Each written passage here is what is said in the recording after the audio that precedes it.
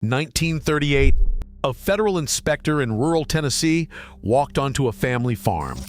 He poured kerosene into a barrel of home-cured pork. He destroyed a hand-built smokehouse. He fined the farmer for selling butter to his own neighbor. That same year, families across this country were doing things the government had quietly made illegal: curing meat without a permit, capturing rainwater off their own roofs, distilling their own fuel from corn. And here's the part that should make your blood boil. Every single one of those banned practices still works today, better than the modern replacements we pay for. I remember standing in my grandmother's root cellar in West Virginia when I was about 9. The smell of damp clay and onions. She pointed at a glass jar of butter sitting on the dirt floor and told me it had been there since spring. It was August. That butter was perfect. I didn't believe her until I tasted it. Stay with me, because at number 17, I'm going to tell you about a fuel our great-grandparents made for pennies that the oil industry spent decades burying. At number 9, a food preservation trick that the FDA quietly discouraged in 1973. And at number 1, the single skill that ties all of this together, the one your grandparents never asked permission to use. These tricks weren't abandoned because they stopped working. They were abandoned because somebody made money when your family forgot them. The Depression generation built a country out of nothing using these skills. And it took less than 2 generations to erase almost all of it. If you want this knowledge back, subscribe, because we're putting it back where it belongs. Let's start the countdown. Number 25, ash lye soap. Your great-grandmother saved every scrap of hardwood ash from the cook stove in a barrel by the back porch. She poured rainwater through it, caught the brown liquid underneath, and boiled it down with kitchen grease until it hardened. 1 bushel of ash made about 9 pounds of soap. That soap cost her nothing. Then Procter & Gamble launched Ivory in 1879 and spent the next 50 years convincing American women that homemade soap was dirty and dangerous. It wasn't. It still isn't. You can make it in a stock pot on a Saturday afternoon, and it cleans grease off cast iron better than anything you can buy. Number 24, buttermilk on the windowsill. Before refrigerators, your grandmother left a crock of fresh milk on the counter overnight with a spoonful of yesterday's buttermilk stirred in. By morning, it had soured into a probiotic powerhouse with a shelf life of nearly 3 weeks in a cool pantry. The dairy industry didn't like that. Pasteurization laws starting in 1924 made selling raw cultured milk a crime in most states. But you can still culture your own at home in any kitchen, and 1 cup of starter will feed your family for a year. Number 23, the hay box cooker. Your grandfather would bring a pot of beans to a hard boil for 10 minutes, then bury it in a wooden crate packed with straw or wool. 8 hours later, the beans were done. No fuel, no tending. The University of Wisconsin tested this method in 1917 during the war and found it cut cooking fuel by 80%. The gas utilities never advertised that. You can build one tonight with a cardboard box and an old blanket. Number 22, pine tar for everything. Your great-grandfather kept a tin of pine tar in the barn for cracked hooves, cracked hands, cracked fence posts, and stubborn coughs. It's antifungal, antibacterial, and waterproof. The American Medical Association pushed it out of pharmacies in the 1950s in favor of patented ointments that cost 10 times as much and worked half as well. Pine tar is still legal. You can buy a quart for $15 and it lasts a decade. Number 21, slaked lime whitewash. Every spring, your grandmother painted the chicken coop, the cellar walls, and the trunks of the fruit trees with a milk-thick mixture of hydrated lime and water. It killed mites. It killed mold. It reflected heat off the south wall of the house and dropped the inside temperature by 10 degrees in summer. The paint industry called it primitive. The truth is, it lasts 7 years, costs about $4 a gallon to mix, and it's still what they use on the inside of European wine cellars. Number 20. Dried apple rings on a string.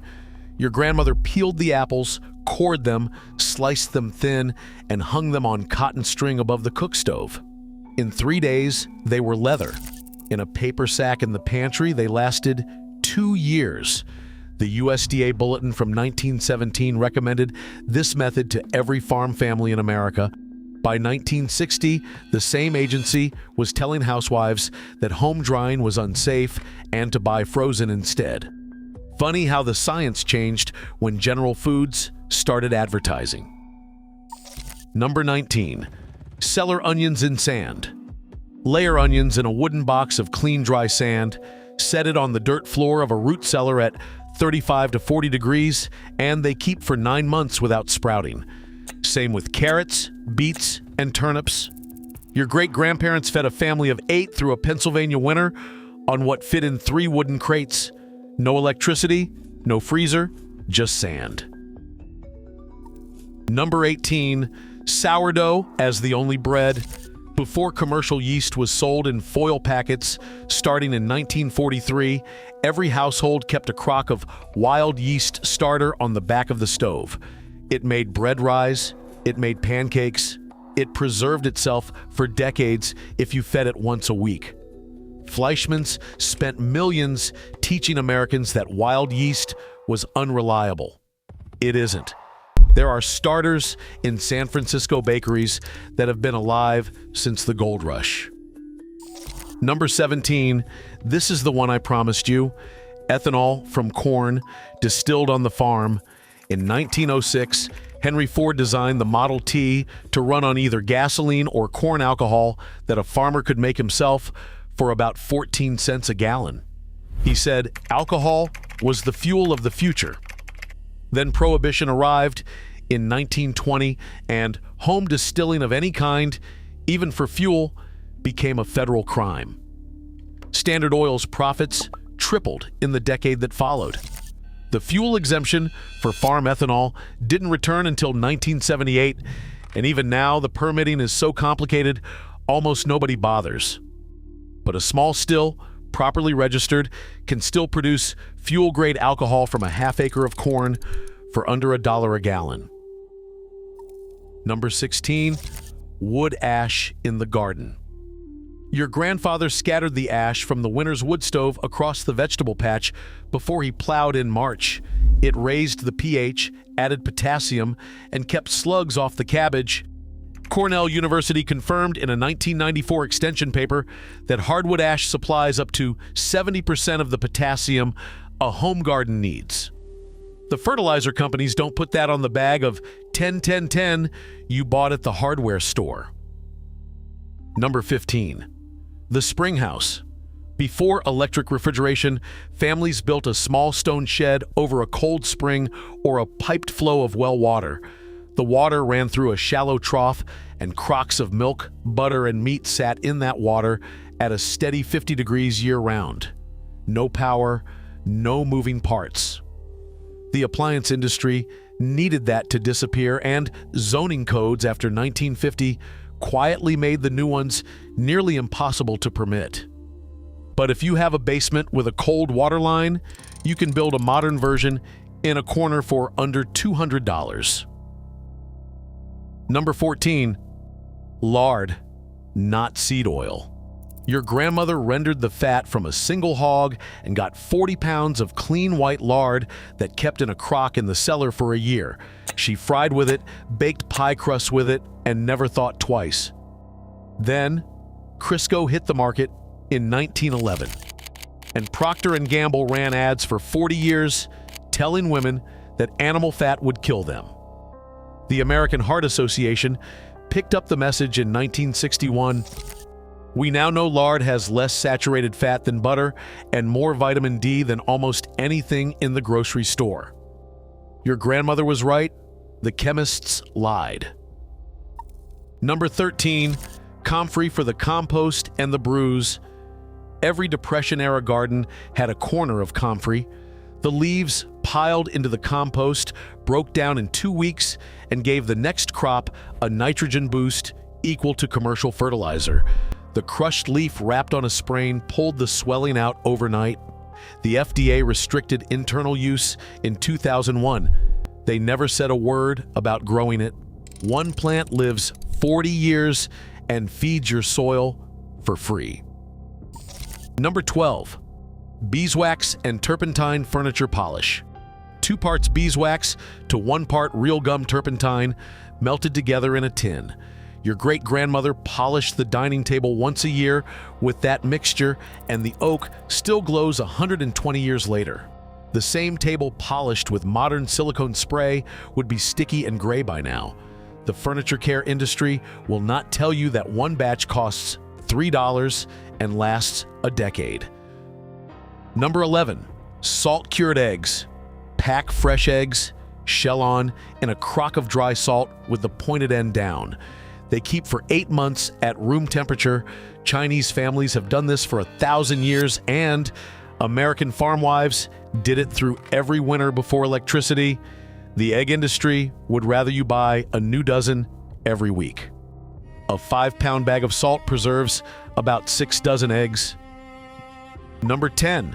Now, I know what some of you are thinking. You live in an apartment you rent, you have no land, no cellar, no wood stove. Stay with me, because this one is for you, sprouting on the kitchen counter. Your grandparents during the Dust Bowl winters sprouted alfalfa seed, mung beans, and wheat berries in a quart jar with a cheesecloth lid. In 4 days, 1 tablespoon of dry seed turned into a full cup of fresh living greens with more vitamin C than a glass of orange juice. The Ball Brothers Company sold the jars by the millions in 1934. You can start tonight on a windowsill with 1 jar, no permits, no landlord permission, and feed yourself fresh produce every week for the rest of your life. Number 9. The one I promised you at the start. Burying produce in the ground for winter storage.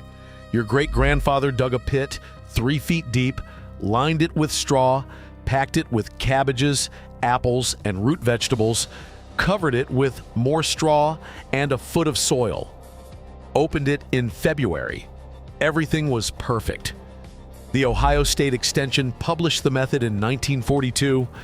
Then in 1973, the FDA's Home Food Preservation Guidance quietly stopped mentioning it, right around the time the frozen food industry was spending a fortune on television ads. The pit still works. It cost nothing then. It costs nothing now. Number 8. Tallow candles. 1 beef carcass produced enough rendered tallow to light a farmhouse for an entire winter. 6 dipped candles per pound of fat. The candles burned cleaner than paraffin, did not drip, and lasted 4 hours each.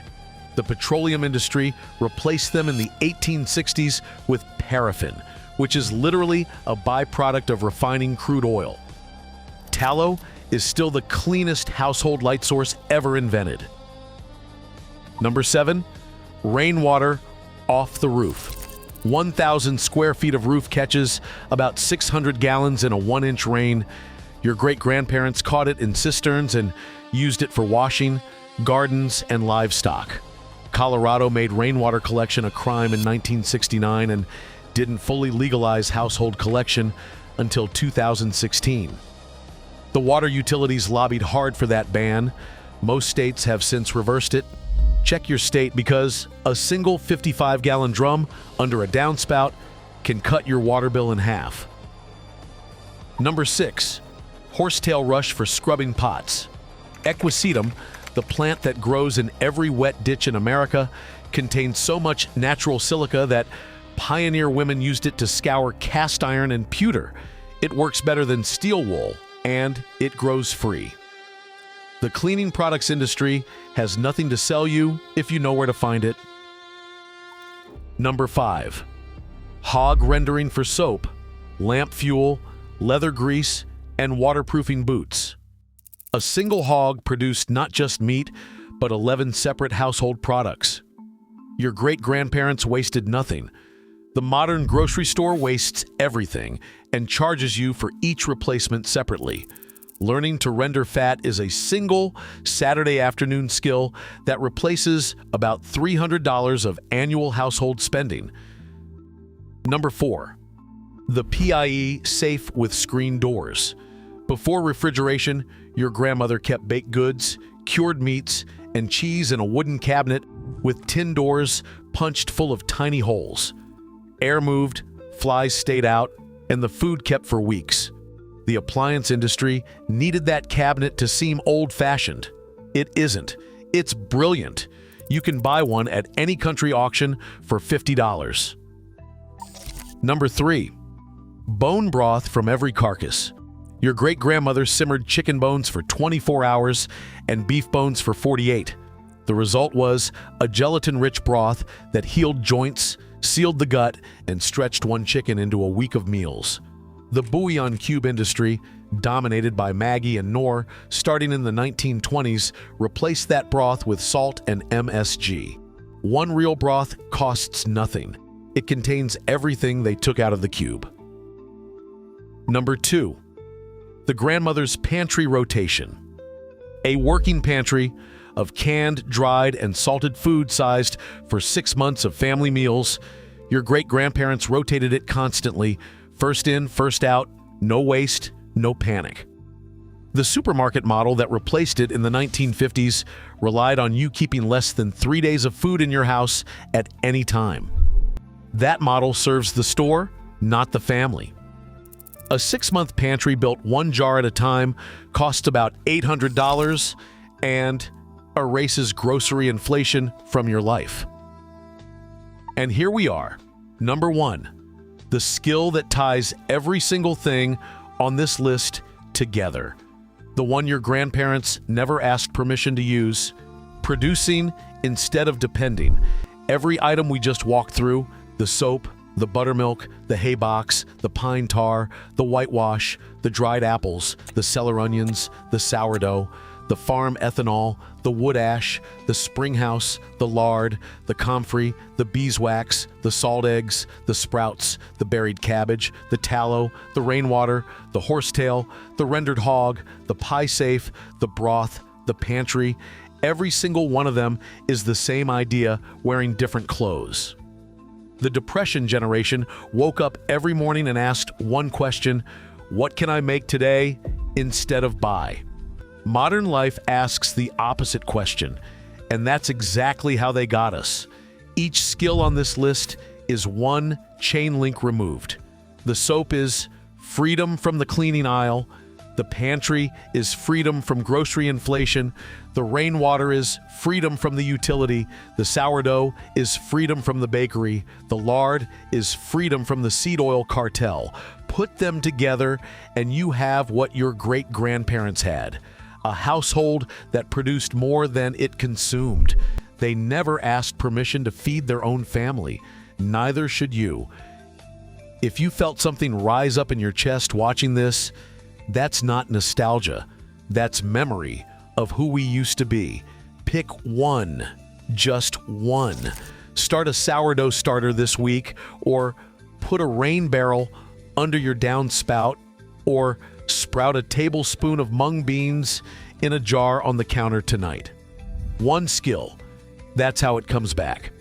Tell me in the comments which of these your grandparents or great-grandparents actually did, because I want to read every single one, and so do the people watching with you. Leave a comment. Don't scroll past. If you want to keep recovering what was taken from our families, subscribe, because the next video is about 7 things our grandparents grew in the backyard that the grocery store quietly stopped selling, and you'll want to know why. I'll see you there.